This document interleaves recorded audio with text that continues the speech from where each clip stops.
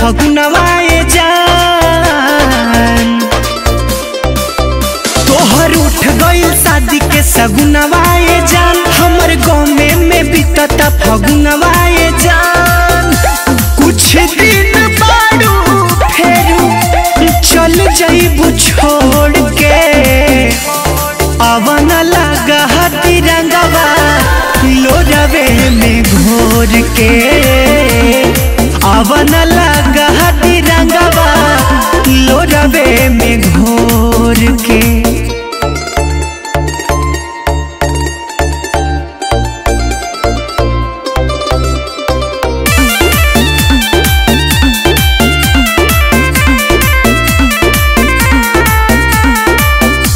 हर पल सोची सोची बढ़ता दरदिया, नहिया के रंग धूमिल कदी हरदिया।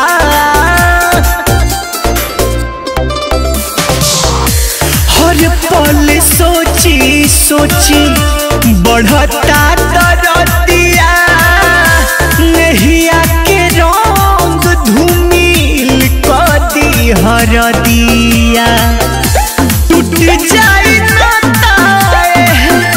मोरनी से मोर के, अवन लगा तिरंगवा लोरवे में घोर के, अवन लगा तिरंगवा लोरवे में घोर के।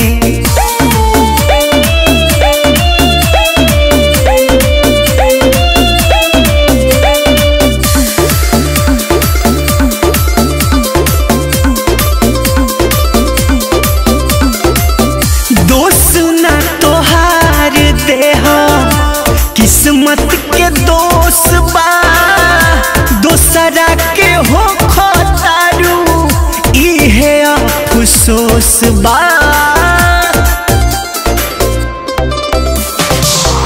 दोष न तोहार देह किस्मत के दोष बा, दोसरा के हो खतारू, इहे अफसोस बा।